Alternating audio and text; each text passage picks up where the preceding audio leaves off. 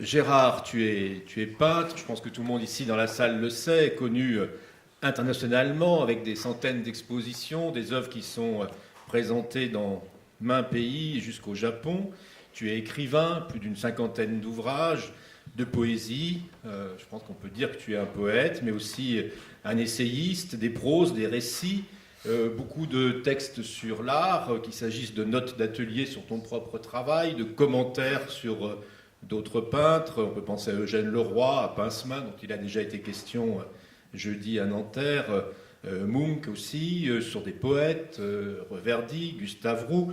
Tu as aussi proposé des méditations esthétiques, notamment dans un livre qui s'appelle Le huitième pli, qui est un essai sur la beauté. Bref, tu es l'invité idéal pour des rencontres qui se proposent d'étudier ces questions d'influence des arts sur la littérature.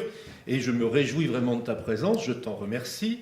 Je me suis replongé pour préparer nos rencontres dans nombre de tes textes, et notamment dans ceux qui viennent de reparaître dans un gros volume qui les rassemble, qui s'appelle Au vif de la peinture à l'ombre des mots. Ça aurait pu être le titre de nos rencontres. Bref, j'étais très heureux. Et puis, arrivant à la page 633 de cet ouvrage, je lis. Autrement dit, je pense peinture quand je peins, je ne pense qu'au texte quand j'écris. Pas de passage, donc. Pas la fameuse passerelle qui permettrait de débusquer le peintre qui écrit. Vous voyez déjà les titres, ça en dit long. Ni le poète grave, mais qui n'a pas oublié qu'il est peintre. Remarquez le dispositif formel de ses livres.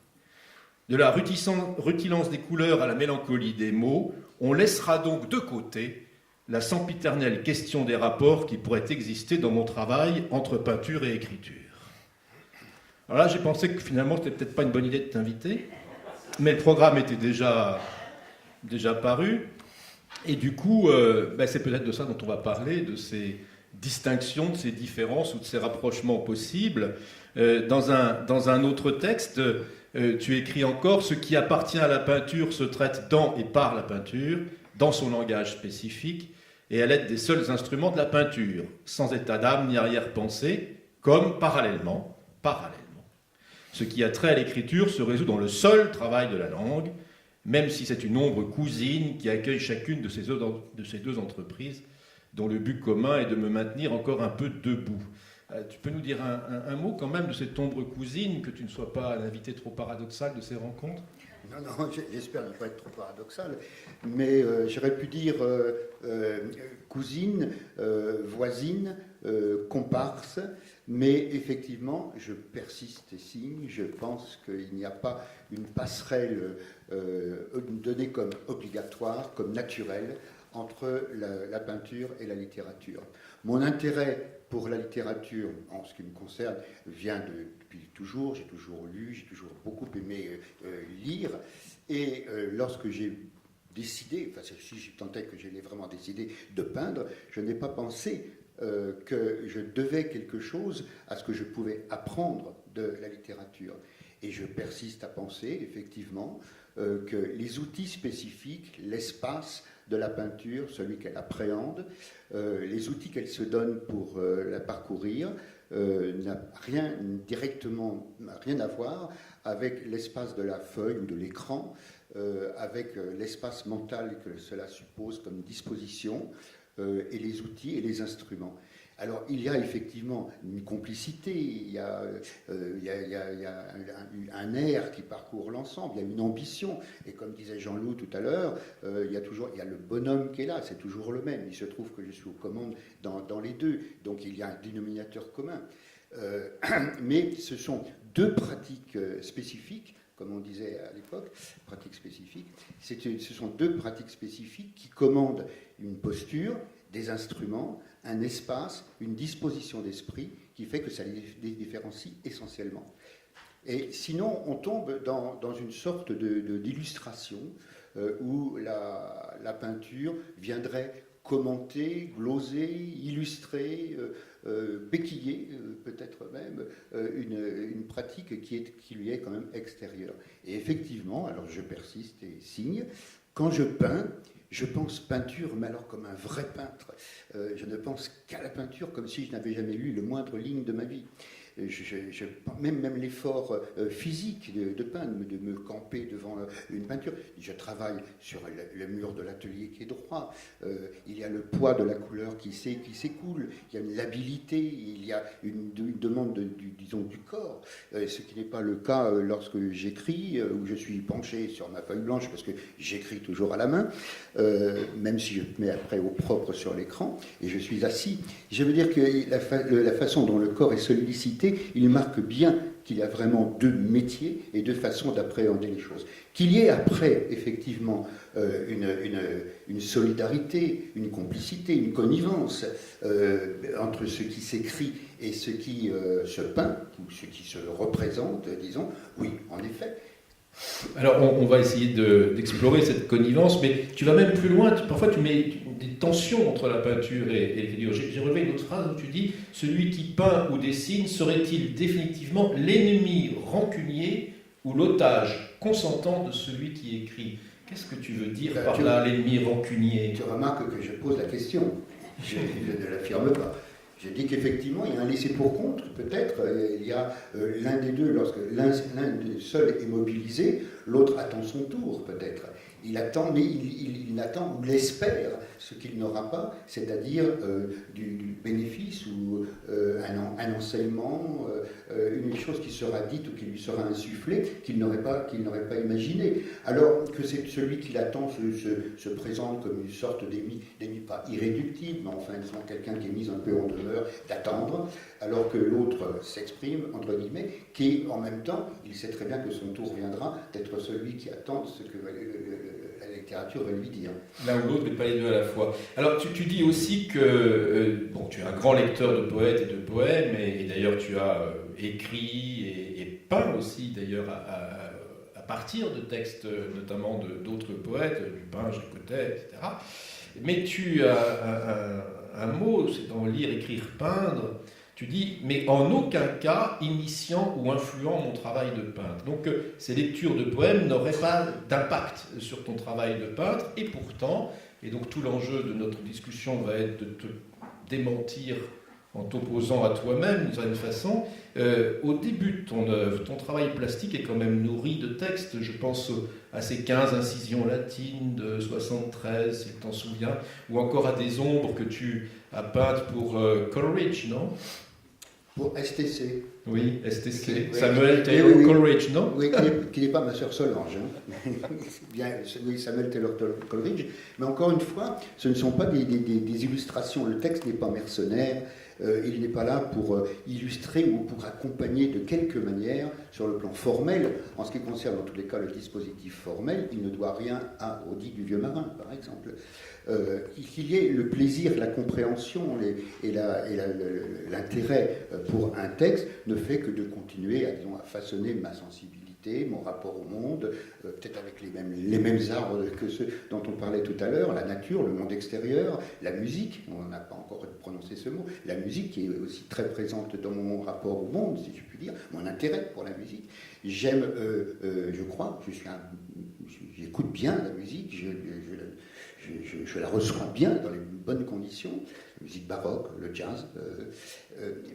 Mais je ne pense pas, par exemple, contrairement à des personnes qui pensent qu'il y a une scansion, il y a une pulsion, il y a un dispositif formel dans la musique qui pourrait accompagner. Il y a eu des expériences là-dedans qui ont été menées. On a pensé que la peinture pouvait aller l'amble avec la musique. Je pense que la musique, c'est de la musique, que la peinture, c'est la peinture, que la sculpture, c'est de la sculpture, et que la littérature, c'est la littérature, et surtout que la poésie se le tienne pour dit. Voilà, alors on va essayer quand même de rapprocher ces distances que tu installes, et notamment, alors je continue de te citer, tu établis quand même des comparaisons, déjà, c'est une première approche. Tu es dit, penser la peinture en pièces, une peinture qui ne se livrerait que par bribes, qu'on découvre et assemble à la manière des mots qu'on maçonne et parfait de silence, qu'on ajuste par dire, en espérant qu'à la fin tous l'apprennent. Donc la peinture comme la poésie ? Non, là, comme la maçonnerie. On est effectivement, comme ça prenne, c'est comme les choses prennent. On empile, on entasse, on prévoit le mur, la construction, et on bâtit ainsi un édifice, un édifice, pierre par pierre, et on maçonne, et on cimente, et en attendant pour que l'édifice se définisse comme tel, eh bien, on attend que ça sèche, comme la peinture. Par exemple, lorsque je me suis mis à écrire assez sérieusement, je veux dire d'une manière régulière, c'était les fameuses notes d'atelier auxquelles tu as fait référence au début de notre entretien. Les notes d'atelier, c'était effectivement écrire des notes dans l'atelier, dans le feu de l'action, si je puis dire, la peinture au bout des doigts, les doigts tachés de peinture, c'est-à-dire dans le feu de l'action, en train d'écrire des remarques sur la peinture, des idées qui me traversaient l'esprit tout en travaillant. Quand je pouvais les mettre au propre, j'avais les mains propres pour le coup, c'était dans la bibliothèque, etc. Je commençais à penser qu'il y avait, disons, un souci d'écriture qui dissociait ces notes prises à chaud du travail ou du labeur de l'atelier. Mais à force de les empiler comme ça au fur et à mesure des années, elles ont été réunies et ça devient des notes d'atelier. Ces notes d'atelier n'ont pas d'ambition littéraire proprement dit. Ce sont des notes données à chaud.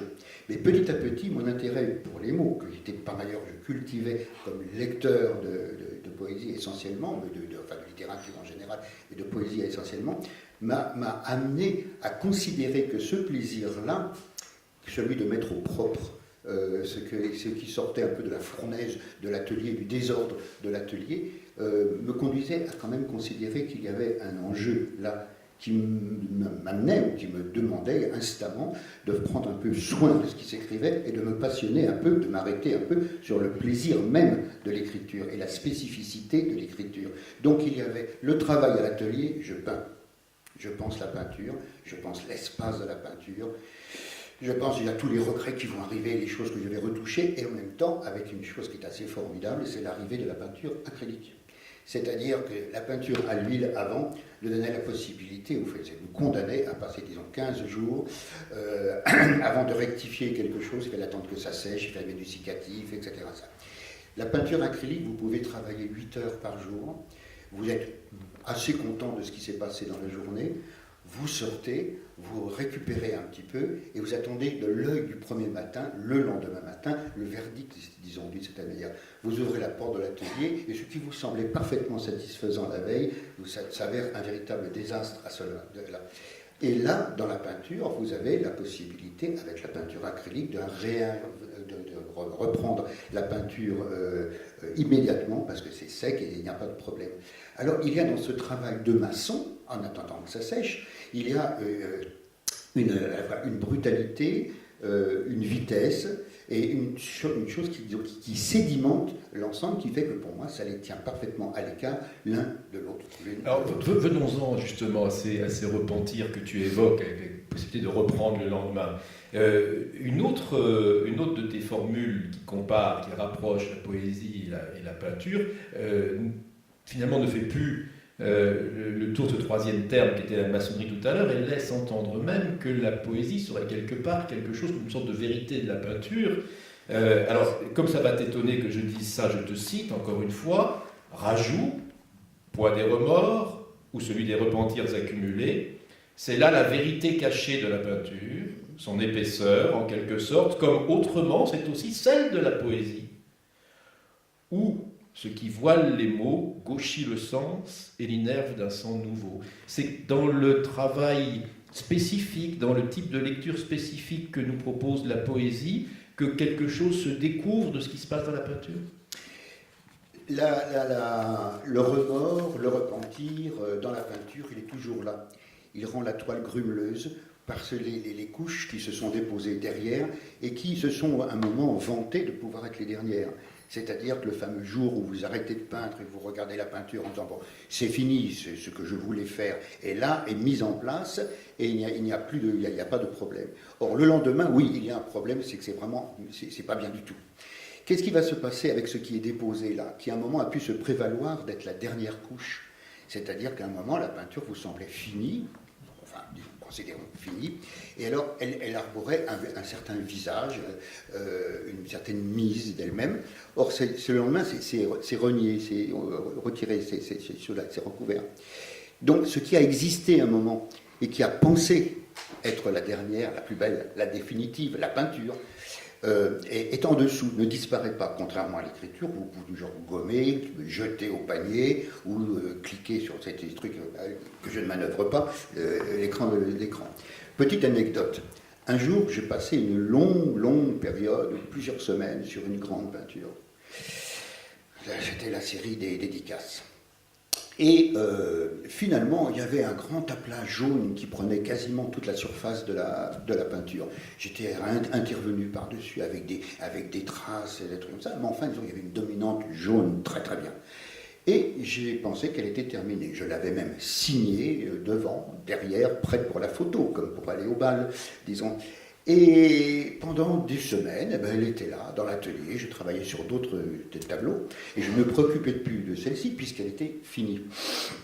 Et puis, un beau jour, il m'a paru comme une évidence que c'était tarte. Ça ne me plaisait pas du tout, je pensais que c'était pas bien du tout.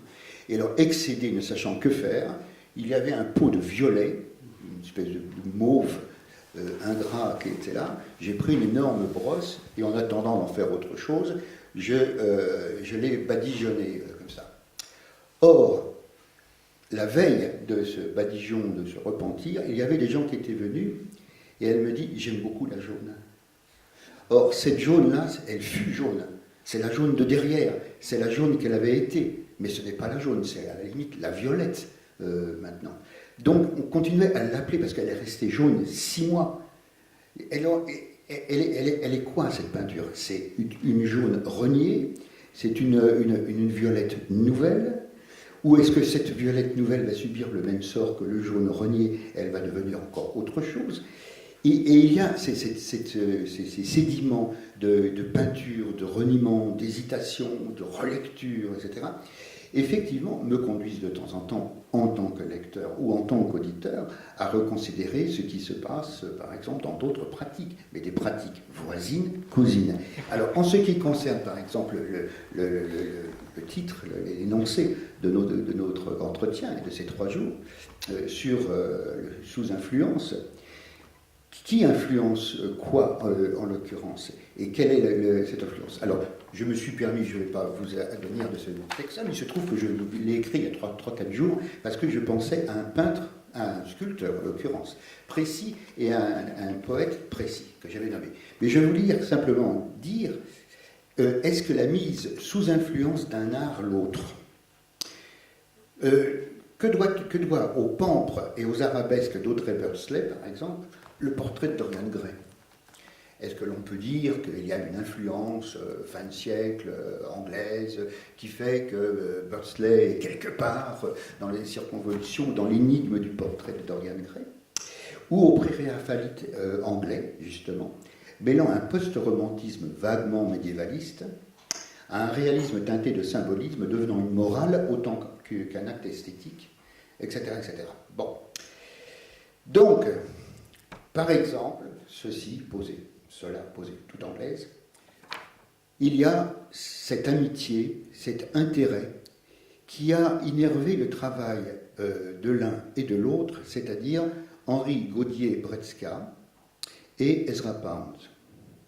L'intérêt que Pound a porté sur l'œuvre de Gaudier est un intérêt de quelqu'un qui voit la possibilité pour lui d'une écriture, je pense au canto évidemment, mais il n'y a pas que, et Gaudier lui-même se réalimente et réalimente son propre travail de l'espace, de la solidité de sa sculpture, à celle des vers de Pound, qui a pu dire un moment que son travail sur les cantos, c'était sculpter un poème avec des vers. Cette notion autour du vorticisme, de pouvoir alimenter vers un art total qui était sorti, disons, du futurisme, du futurisme de Marinetti et autres, ça, de prendre la réalité tangible d'un art pour ne pas s'en inspirer. pas vraiment s'en alimenter, mais voir dans quelle mesure il serait possible de bâtir quelque chose de commun, et qui, dans le sens commun de cette construction-là, pourrait se définir comme parfaitement indépendant. Ce qui fait que Gaudier est resté parfaitement sculpteur. Dans ses textes sur le vortex, il ne fait pas vraiment de digression sur la littérature, il parle plutôt de la grotte de Lascaux, et puis, entre autres, et puis de Knossos. Et sans cesse, Pande se penche sur ce travail. Et la façon dont il bâtit dans la durée son travail sur les cantos, il a connu malheureusement Gaudier pendant 1 an, puisque Gaudier est mort en 1915 dans les tranchées françaises. Donc ils se sont connus pendant 1 an. Mais ça a été une sorte de révélation, d'illumination pour Pande, de pouvoir travailler si longtemps sur le travail de Gaudier. Et justement, s'il y a une influence, je la vois là belle. Justement, il n'y a pas une volonté de l'un ou de l'autre de trouver un équivalent plastique. Bien sûr, il ne s'agit pas d'équivalent, mais justement ce qui est intéressant aussi, ce que tu viens de faire entendre en parlant de la durée dans ce rapport de Pande avec l'artiste, ou ce que tu disais tout à l'heure sur la toile qui se souvient de ce qu'elle a été avant d'être couverte d'une autre couleur, il y a une dimension temporelle qui s'inscrit. Et j'avais relevé, c'était dans le 8e pli, ou le travail de beauté, donc c'est ces méditations esthétiques que tu as produites, des réflexions sur cette notion-là, en me disant que finalement, l'une des différences entre poésie et peinture, au moins telles que tu les pratiques, c'était dans leur rapport à la durée. Peut-être je lis et j'essaye d'éclairer cette idée. Écrire, c'est-à-dire plonger dans la nuit d'encre pour aller à la rencontre des plus anciennes images de soi, toutes noyées dans l'histoire sans fond du monde, et s'y reconnaître encore vivant. Et d'ailleurs, tu as un recueil de poèmes qui s'appelle « Travaux de fouille et d'oubli ». Comme si, d'une certaine façon, le travail d'écriture consistait à faire réadvenir quelque chose de la mémoire. On parlerait peut-être même plutôt d'anamnèse, en l'occurrence. Alors que le travail de peinture que tu produis, qui est surtout un travail en série, un petit peu comme on le disait tout à l'heure avec Marc et Jean-Loup, semble au contraire toujours aller chercher quelque chose vers l'avant, vers une sorte d'épuisement du motif, une manière de le retravailler pour aller encore plus loin, pour porter vers l'avenir de la série, pour ce que la série va faire immerger, que peut-être tu n'attendais pas encore au moment où tu la commences. Est-ce que cette orientation diverse, finalement, de l'écriture d'une part et de la peinture d'autre part, tu t'y reconnaîtrais ? Je peux me reconnaître dans l'organisation d'un travail, de la durée de la journée et du temps, en effet. Mais alors là, bon, je peux également le reconnaître dans la musique aussi. Le travail de la série, c'est une chose qui, moi, me motive et me meut depuis quand même très longtemps. Je ne pense pas à l'œuvre qui est comme ça, unique, qui sort de nulle part, ex nihilo, voilà, c'est beau, c'est joli, ça ne débouche sur rien d'autre que ce à quoi je tiens, qui est un projet. Ce projet, il a un dessin, d'abord il a un dessin IN et un dessin EIN, et il se gouverne, il se travaille à l'intérieur d'une structure. La structure, c'est la série. La série, elle est décidée avant, avec toutes les chances de bouger. Mais je pense qu'effectivement... Elle est décidée, mais elle n'est pas limitée avant. Tu sais pas combien d'œuvres tu vas faire de la série. Il y a le temps, c'est-à-dire que je pense, par exemple, sur telle idée ou tel projet, je me donne 1 an. Sur 1 an, il y a la possibilité de voir si j'en fais par exemple 12, et j'en fais une par mois. Ou si j'en fais, comme il m'est arrivé presque par accident, un beau jour, au mois de mai 2015, je crois, 2016, j'ai fait un petit dessin, je dirais comme ça, mais sachant très bien qu'il ne resterait pas comme ça, ou il va au panier, ou il débouche sur autre chose. Et je me demandais sur quoi il pouvait déboucher. Simplement, le lendemain, je suis venu, j'avais un beau grand carnet à spirale avec des très belles feuilles de papier, donc même format, même qualité de papier. Je prends une deuxième feuille de papier, je fais un deuxième dessin sans regarder celui de la veille. Ce qui fait que le 3e jour, je fais la même chose, je reprends une 3e feuille, et je m'aperçois finalement que le premier dessin, j'avais fait le 1er mai. Le deuxième date du travail. J'ai pris un composteur, un tampon, et j'ai décidé d'en faire 31 et de faire 1 mois. Que l'ensemble de ce mois était partie prenante, que la durée était convoquée, le temps qui s'écoule était convoqué, était partie prenante de cette série de 31 dessins qui s'appelle Diurnal, 31 pages de mai. sur un même bloc de papier, avec un même format, avec un même dispositif formel de quelques fibrilles, de quelques ramures qui se promènent comme ça. Et donc il y a eu une année un journal. Et c'est pas un journal, c'est pas une chronique, c'est un exercice. C'est un exercice qui s'est donné un cadre. Et le cadre, c'est la durée. Ça veut dire que si j'arrivais au 30e dessin et que j'avais encore envie d'en faire 12 autres, eh bien, je ne les faisais pas, parce que c'était 31 dessins qu'il fallait. En même temps, sur le 27e, j'étais un peu fatigué, je ne savais pas trop comment conclure, je me forçais à conclure parce qu'il était question qu'il y en ait 31. Donc, l'instance même du temps est partie prenante du travail. Parfois, c'est sur une sorte d'idée. Par exemple, tu avais parlé des choses sur Coleridge, par exemple. Je voulais faire tant de peinture, tant de dessin, tant de gravure. Il y a la gravure qui vient aussi. Mais alors en même temps, avec des problèmes, la gravure, c'est une chose qui se fait ailleurs. Ça prend du temps, un temps qui n'est pas prévu. Il y a des problèmes de bain, justement. Enfin, bon, je suis en plein de c'est vrai que les séries sont déclinées selon plusieurs modes, peinture, gravure, petit et grand format, etc.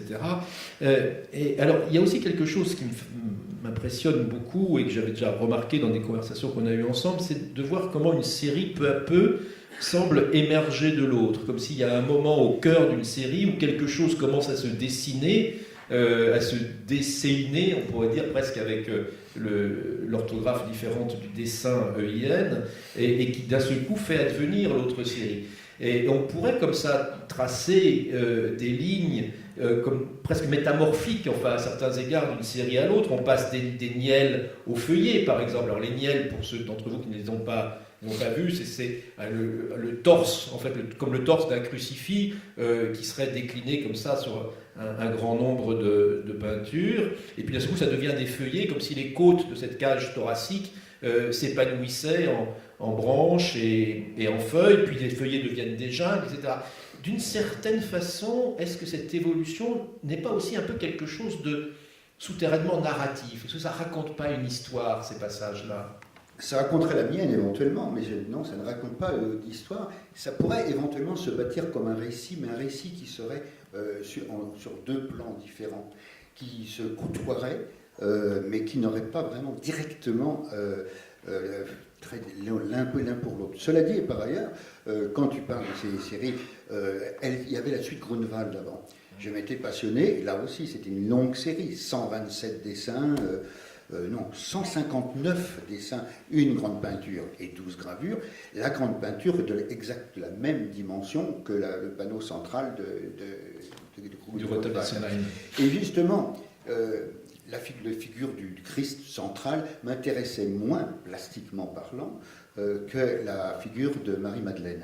Marie-Madeleine qui devient une sorte de tourbillon de robe de soie avec ses cheveux traînés, tout crépus qui descendent jusqu'en bas, et puis en même temps le dessin des mains de Grunewald. Mais enfin là, on est dans l'art rhéno-flamand et d'autres choses, beaucoup mieux que la pamoison de la Vierge dans le bras de Saint-Jean, et également de Saint-Jean-Baptiste de l'autre côté, qui désigne là, et dans le creux que forme sa coudée, il dit « il faut que je croisse et qu'il diminue ».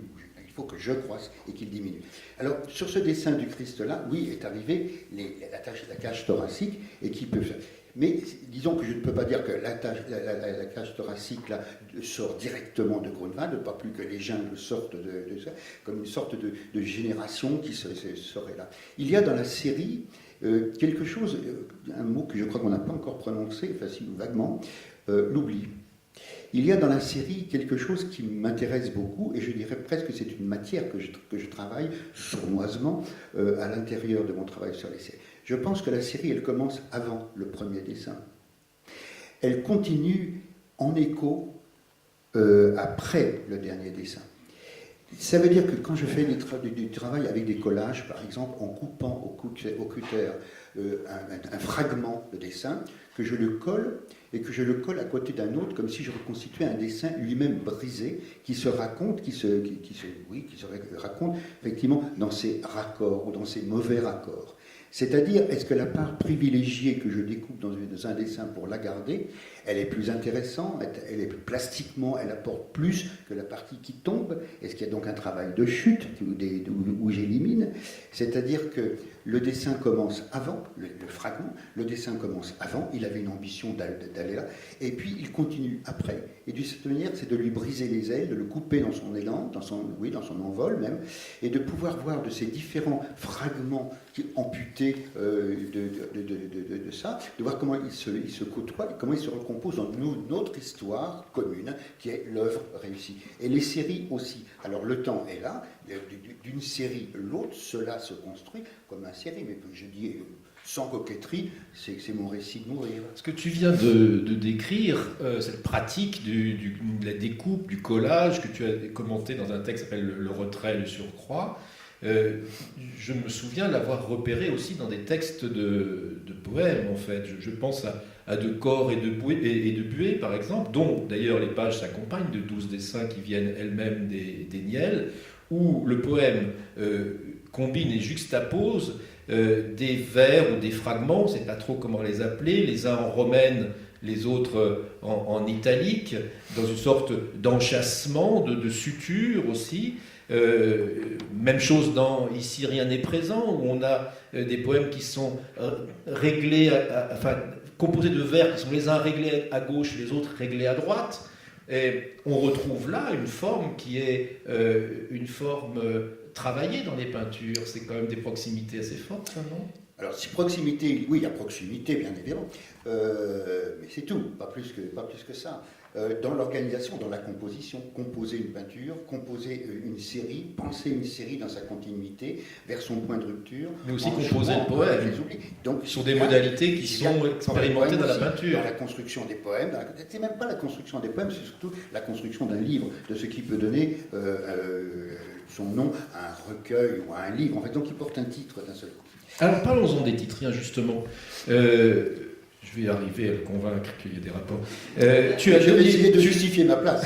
Tu as donné le même titre à une série, les Niels. Alors Niel, pour ceux qui ne connaissent pas ce mot, j'imagine qu'il n'est pas si répandu que ça dans la langue française, on en voit tous les jours. Ça désigne à la fois une plante, en fait, et puis aussi une technique d'incision, de gravure, et d'ailleurs le résultat que ça produit. Excuse-moi, je veux préciser simplement que le Niel, disons, du cultive des épôtres, etc., est au féminin, c'est l'aniel. L'autre est au masculin, qui est un terme d'héraldique aussi. Oui, et toi tu emploies le mot au pluriel, ce qui efface le masculin et le féminin, les Niels. Oui, bah alors ça veut dire qu'il y a plusieurs blasons dans le champ vu d'avion. Bon, alors donc disais-je, tu intitules Niel un recueil de poèmes et une série de peintures, donc tu donnes quand même le même titre, et puis certaines de tes œuvres font cohabiter poèmes et peintures.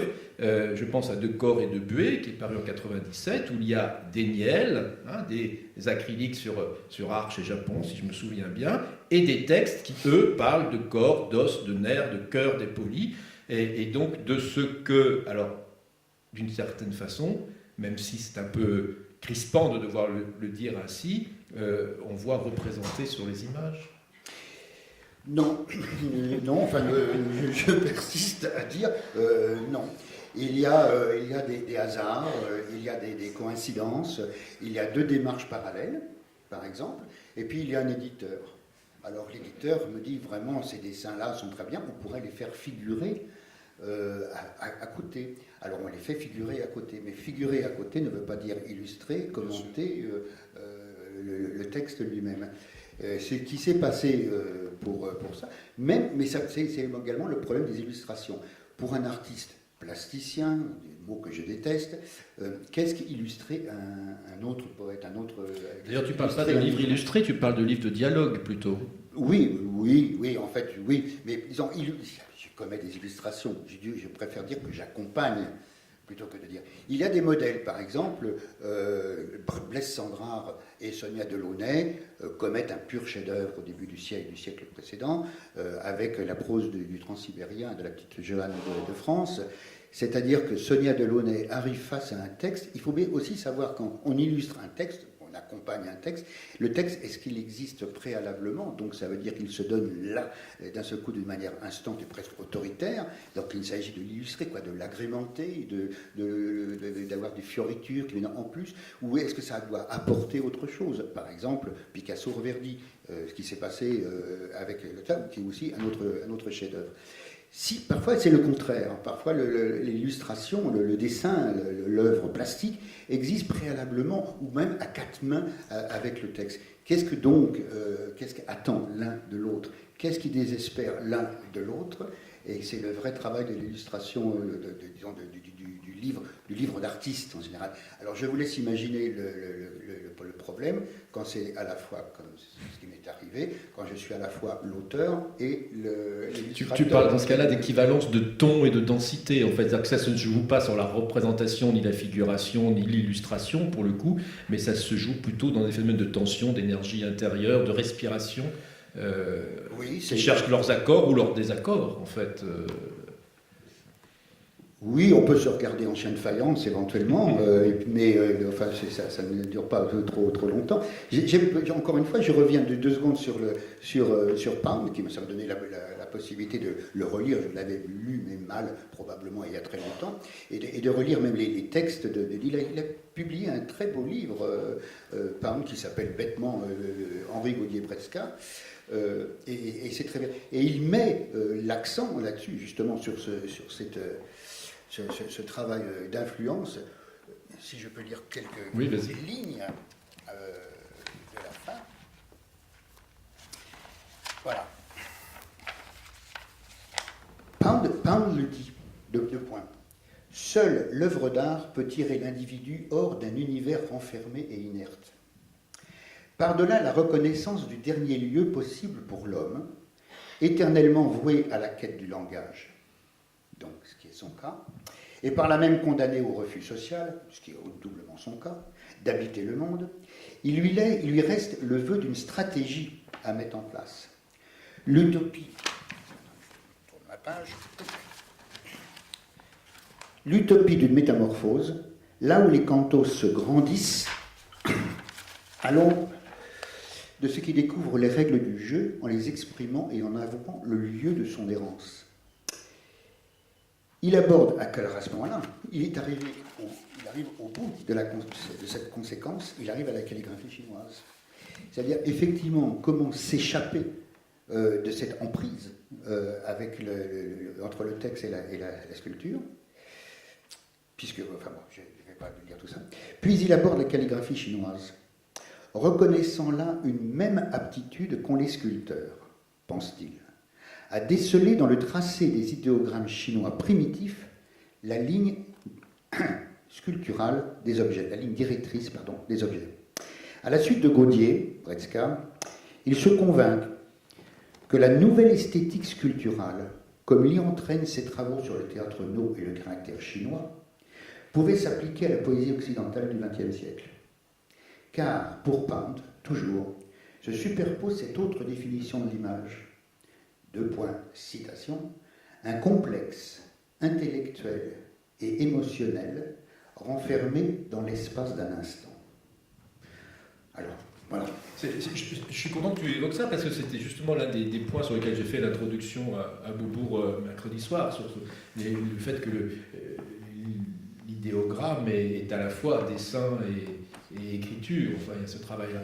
Je ne voudrais pas terminer notre entretien, parce que je vois que l'heure approche, sans avoir évoqué cette série très particulière que tu appelles la bibliothèque d'Ursay, alors que je brandis ici, faute de pouvoir projeter les images dans cette salle, qui ne représente pas, mais qui évoque une bibliothèque, des livres, des tranches de livres rangés sur des étagères, des manuscrits, mais dans des tons qui sont des tons soit de jaune délavé, d'orange et surtout beaucoup de noir, de gris. Des vieux volumes. qui évoquent comme une bibliothèque qui aurait brûlé à certains égards. Et j'avais fait des recherches sur le mot Ursay en découvrant que ça avait des liens avec effectivement le vase brûlé qu'utilisaient au Moyen-Âge certaines cérémonies religieuses.